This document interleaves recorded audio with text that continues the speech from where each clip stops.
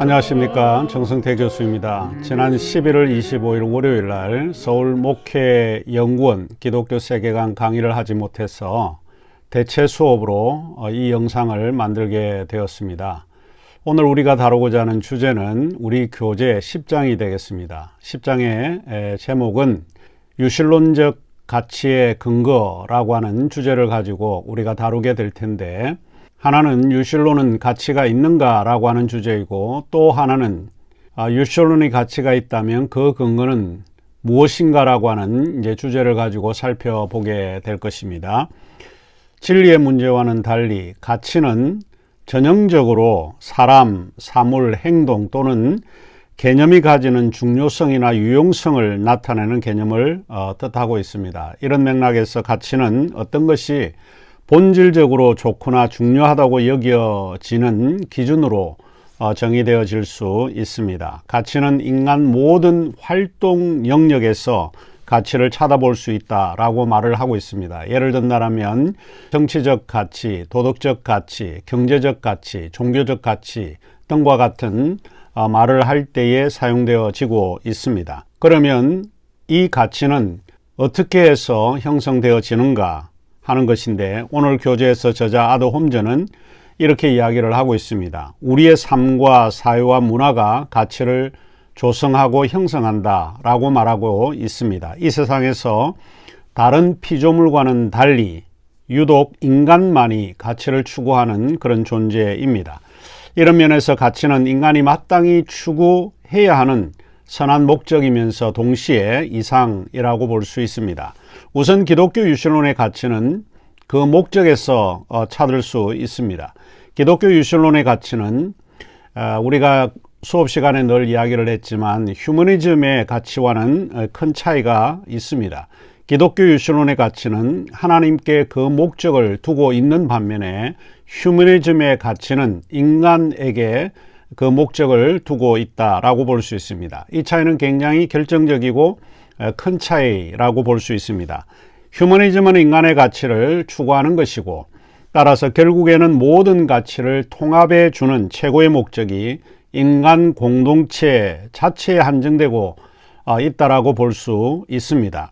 인간 중심적 가치, 그것이 휴머니즘의 가치관이라고 볼 수 있습니다. 반면에 유실론의 가치는 하나님 중심이고, 모든 가치의 궁극적인 선은 하나님이 되시는 것입니다. 이러한 근거에서 아더 홈즈는 오늘 교재 10장에서 크게 세 가지 주제를 가지고 다루고 있습니다. 첫 번째가 의무의 초월적 원천, 두 번째로 보편적 가치의 근거, 세 번째로 우리가 가져야 될 궁극적인 관심, 이 세 가지 영역에서 이 주제를 살펴보고 있습니다.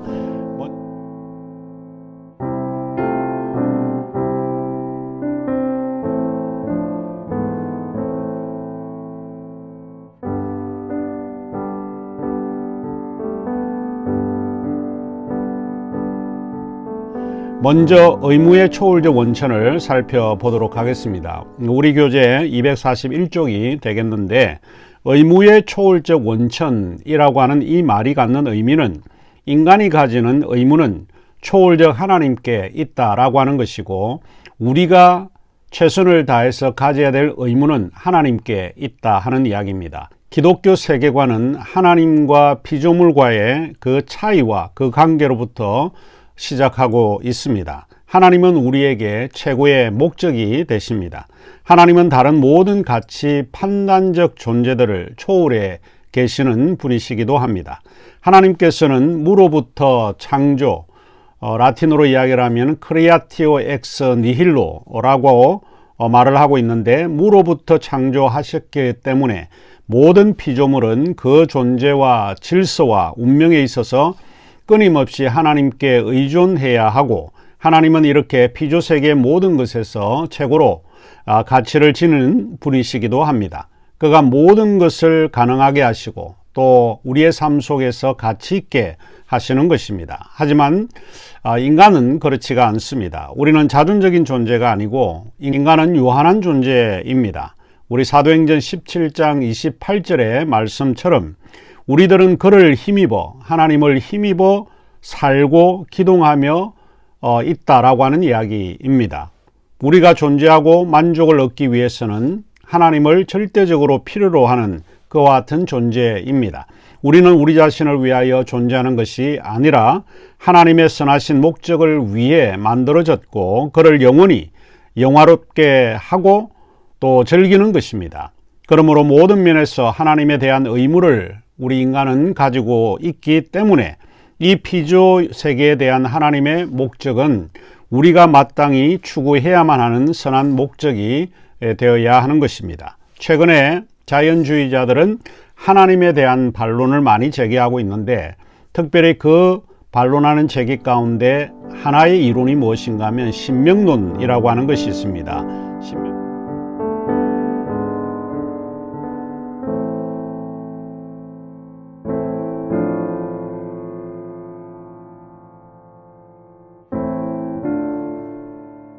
신명론이라고 하는 것은 Divine Command Theory라고 영어로 표기할 수 있는데 글자 그대로 말을 하자면 하나님의 명령 이론이라고 볼 수 있습니다. 신명론, 신이 명한 이론이라고 볼 수 있는 것인데 하나님은 윤리적으로 도덕적으로 옳지 않은 것도 명령할 수 있는가 하는 이제 문제를 가지고 기독교 유실론을 공격하고 있습니다. 이를테면 우리 성경에서 하나님께서 이스라엘 백성들이 이 가나안 땅을 정복한 후에 이 가나안에 살고 있는 모든 거민들을 죽이되 어린아이부터 어른에 이르기까지 그 모든 사람들을 진멸하라 이렇게 명령을 했습니다. 하나님의 명령이죠. 인간을 진멸하라고 하는 것이 하나님의 명령인데 바로 이런 것을 우리가 생각해 볼 때 정말 윤리적으로 도덕적으로 하나님의 이 명령이 옳은 것인가 이렇게 생각해 볼 수 있습니다. 그래서 자연주의자들이라든지 무신론자들은 기독교 세계관을 공격하기 위해서 이 신명론을 이야기를 합니다. 또한 우리가 하나 더 성경에서 찾아볼 수 있는 것이 무엇인가 하면 하나님께서 아브라함에게 명령을 내리죠. 아들 하나밖에 없는 아들, 100세 얻은 아들을 모리아산으로 데리고 가서 죽이라 라고 이야기를 합니다. 하나님 앞에 번제로 드리라 라고 이야기를 하는데 죽이라고 하는 것이죠. 이것도 윤리적으로 도덕적으로 옳은 것이냐? 하나님은 선하시고 그 본성이 착하신 분이신데 어떻게 해서 윤리적으로 옳지 않은 이런 일들을 명령하시는가 하는 문제입니다. 이런 것을 가지고 기독교 세계관에 공격을 하고 있는 이야기입니다. 아도홈즈는 이제 이 신명론의 문제는 두 가지가 있다라고 이야기를 하고 있는데 우리 교재 243쪽을 여러분이 보시면 이 신명론에 대한 반론을 아도홈즈가 언급을 하고 있습니다. 첫째는 인격이 의도하는 바는 그 가치와 품성을 반영한다라고 하는 것이고 둘째로 그 의지의 주체가 선하고 현명한 인격이라면 그의 의지는 다른 이들의 의지와는 크게 다르다라고 하는 두 가지를 가지고 이제 반론을 제기합니다. 이런 이유에서 아도홈즈는 하나님의 명령은 결코 자의적이거나 변덕스러운 것이 아니고 또한 그의 품성은 언제나 피조물에 대한 그의 사랑을 반영하고 있다라고 하는 이야기입니다. 그의 하나님의 뜻은 인간이 가지고 있는 생각을 반영하는 것이 아니라 우리는 하나님의 그 의도와 뜻을 선하신 뜻을 우리가 이해하기가 어렵다라고 볼 수 있습니다. 그래서 우리가 초월적인 하나님께 모든 가치의 근거를 두는 이유는 다음과 같은 네 가지 이유라고 이야기를 합니다. 우리 교재 250쪽을 보시면 되겠는데 제가 한번 읽어 드리도록 그렇게 하겠습니다. 250쪽을 보시면 되겠습니다.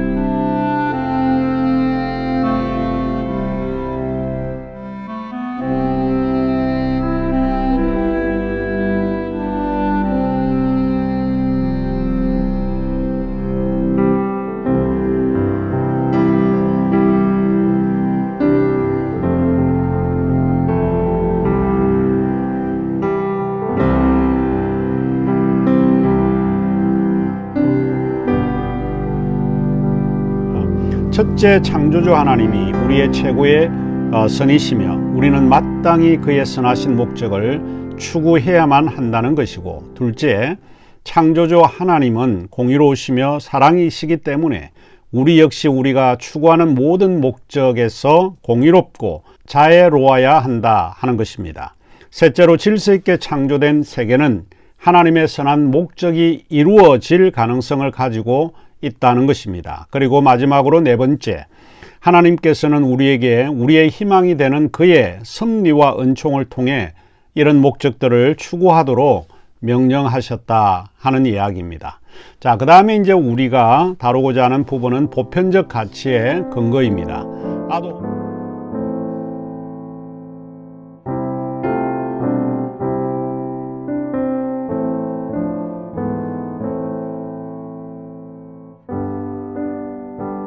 아도 홈즈는 기독교 유실론은 보편적 가치의 근거를 제공한다라고 주장을 하고 있습니다. 사람들은 인간의 최고 목적에 대해서는 의견을 달리할 뿐만 아니고 우리가 마땅히 추구해야 하는 다른 목적들에 대해서도 서로 의견이 다르다라고 이야기를 합니다. 세계관이 무엇인가에 따라서 가치도 서로 다르다라고 하는 것이 이제 우리가 일반적으로 알고 있는 이야기입니다. 기독교 세계관은 실제로 상대주의를 옹호하는 것이 아니고 보편적 가치를 근거로 삼고 있습니다. 상대주의자들은 불변하며 보편적인 규제력을 가진 가치가 있다는 것을 부인하고 있습니다. 모든 것이 그 사람과 사회가 처한 조건과 그들의 신념에 따라 상대적이라고 하는 것입니다. 그래서 아도 홈즈는 규범적 상대주의와 기술적 상대주의, 이 두 가지를 구분하는 것이 절대적으로 필요하다 이렇게 주장을 하고 있습니다. 여기서 기술적 상대주의, Descriptive Relativism은 서로 다른 문화나 사회는 도덕적 가치나 관습, 믿음에 대해 다르게 생각한다는 사실을 기술적으로 서술하는 입장을 이야기합니다. 이를테면 어떤 문화에서는 돼지고기를 먹는 것을 금기로 여기지만은, 그러나 다른 문화에서는 흔한 식생활의 일부분으로 생각하는 경우가 있습니다. 그래서 기술적 상대주의는 이를 도덕적 관점이라기보다는 문화적 차이로 설명하는 것이 올바르다 이렇게 봅니다. 반면에 규범적 상대주의, Normative Relativism은 도덕적 진리나 옳고 그름은 보편적 기준이 될 수 없다라고 이야기를 하고, 특정 문화, 사회 혹은 개인의 기준에 따라 달라진다 이렇게 주장을 합니다.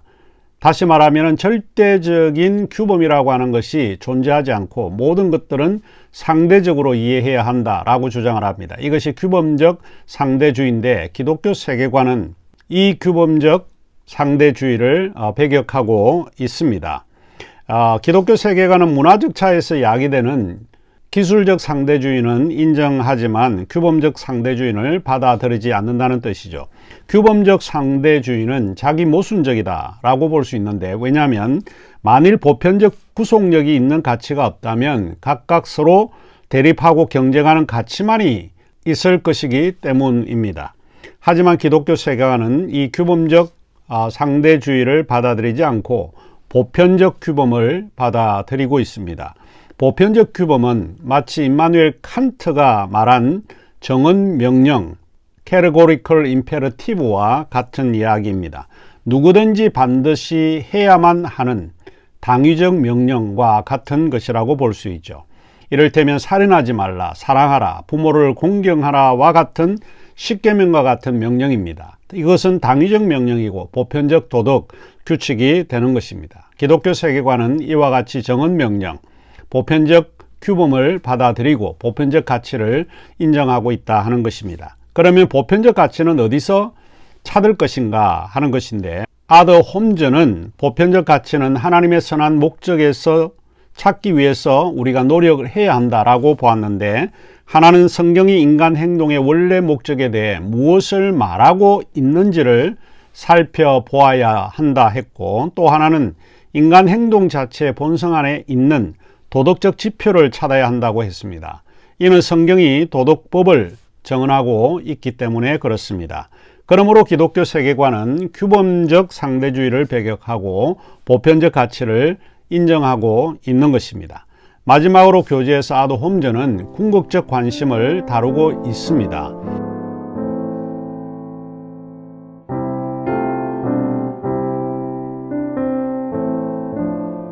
우리의 궁극적 관심은 가치를 객관화하는 것만으로 충분하지 않고 그 가치를 내면화하고 또 우리가 그 가치대로 살아야 한다 하는 것을 이야기하고 있습니다. 우리의 궁극적 관심은 정의의 가치를 아는 것만으로 충분하지 않습니다. 우리는 정의를 우리의 삶 속에서 실천해야 하는 것입니다. 우리는 사랑의 가치를 아는 것만으로 충분하지 않습니다. 우리는 그 사랑을 우리의 삶 속에서 실천하여야 합니다. 우리가 하나님을 아는 것만으로 충분하지 않습니다. 하나님의 가치는 우리가 우리의 삶 속에서 그분을 영원히 섬기고 즐기면서 하나님을 사랑해야 한다는 것입니다. 대부분의 사람들은 이론은 많이 알고 있지만 실천이 약합니다. 그러나 기독교 세계관은 이 실천의 면을 굉장히 강조하고 있습니다. 우리가 규범적 가치를 알고 있다라고 할지라도 우리가 그것을 우리의 삶 속에서 실천하는 것은 굉장히 중요한 요소가 되는 것입니다. 그래서 첫 번째 대체 강의는 여기서 마치고 두 번째 대체 강의 시간에는 사회와 역사의 기독교 세계관의 문제를 우리가 살펴보도록 하겠습니다. 자, 그러면 두 번째 대체 강의에서 좀 뵙도록 하겠습니다.